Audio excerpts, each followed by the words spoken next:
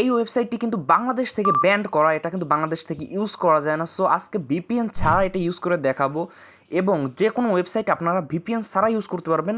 ভিপিএনের যে ক্ষতিটা, সেই ক্ষতিটা ছাড়াই আপনি ব্যবহার করতে পারবেন। যে কোনো ব্লকেড সাইট আপনি আনব্লক করতে পারবেন, ভিপিএনের কোনো প্রয়োজন নেই এখন আর। ওয়েবসাইটটিতে আমি ঢুকে দেখাচ্ছি, দেখুন এখানে ঢুকলেই কিন্তু আমাদের এরকম লেখা আছে your connection is not private, বা এই ওয়েবসাইটটি কিন্তু ব্যান্ড করা। সো এই ওয়েবসাইটটি যদি আমার ব্যবহার করতে হয় তাহলে কিন্তু আমাদের ভিপিএন অন করতে হবে, তারপর এখানে আসলেই আমরা ওয়েবসাইটটি ব্যবহার করতে পারবো। দেখুন ভিপিএন অন করার পর কিন্তু আমাদের এখানে ভিপিএনের একটা এখানে লোগো বা নোটিফিকেশন চলে এসেছে। এই লোগোটা কিন্তু ভিপিএন অন থাকলে হয়, কিন্তু এখন আমি আস্তে ভিপিএনটিকে অফ করে ওয়েবসাইটটিকে আনব্লক করে দেখাবো, কারণ আমরা ভিপিএন ছাড়াই ওয়েবসাইটগুলো ব্যবহার করব, আনব্লক করব। সো আমি জাস্ট ভিপিএনটিকে অফ করে দিচ্ছি। এই যে আমি ডিসকানেক্টের উপর ক্লিক করব, ডিসকানেক্টের উপর ক্লিক করার সাথে সাথে ভিপিএনটি কিন্তু অফ হয়ে গেছে। এখন সর্বপ্রথম আমাদের চলে আসতে হবে গুগল প্লেতে, এবং এখানে এসে আমরা অপেরা লিখে সার্চ করব। এই যে দেখতে পাচ্ছেন এই অ্যাপটি, সো অপেরা এআই ব্রাউজার, এই অ্যাপটিকে ইনস্টল করে নেবেন। এখানে আমার ইনস্টল করা আছে, আমি ওপেনের উপর ক্লিক করব।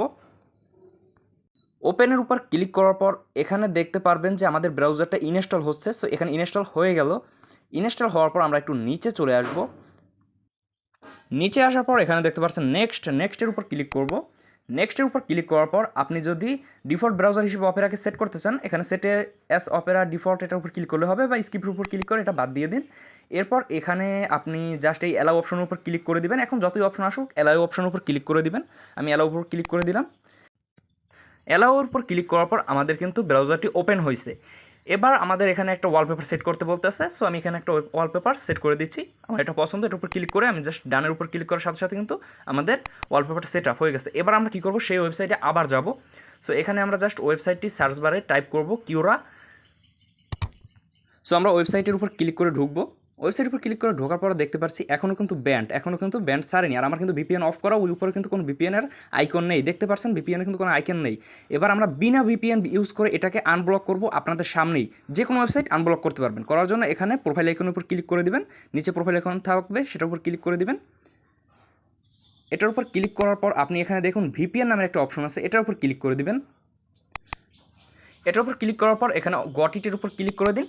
এই ভিপিএনটা কিন্তু আপনার ফোনে রান হবে না, এটা রান হবে অপেরার সার্ভারে, এবং এই ভিপিএনটি একেবারে সেফ। আর এই ভিপিএনটি আপনার কিন্তু কোনো ওখানে দেখুন ভিপিএনের কোনো আইকন নেই, বা এটা আপনার ফোনে কিন্তু রান হচ্ছে না, এটা অপেরার সার্ভারে রান হবে, এবং আপনার যে কোনো ব্লকেড ওয়েবসাইট আনব্লক করে দিবে কোনো প্রকার ঝামেলা ছাড়া। এটা কিন্তু একেবারে সেফ 100%। সো এখান থেকে ভিপিএনটি অন করে ব্যাক করে চলে আসবেন।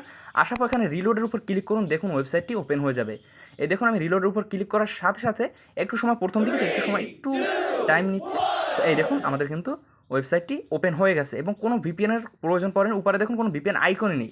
আর এই ভিপিএনটি কিন্তু অপেরার সার্ভারে রান হচ্ছে। সো আপনার ফোনে যেহেতু রান হচ্ছে না, আপনার ফোনের কিন্তু কোনো প্রকার ক্ষতি এই ভিপিএনটি করবে না। আর এই ভিপিএন দিয়ে যে শুধুমাত্র এই কিউরা খোলা যাবে এমন না, যে কোনো ব্লকেড ওয়েবসাইট সব আপনি কিন্তু এখান থেকে ওপেন করতে পারবেন জাস্ট একটা ক্লিকে। ভিপিএন ছাড়া ব্লকেড ওয়েবসাইট ইউজ করার সেফেস্ট ওয়ে এটা ছাড়া আর নেই, এটা একমাত্র ওয়ে। আর অবশ্যই এখানে উইথ ভিপিএন লেখা দেখে ডাউনলোড করবেন।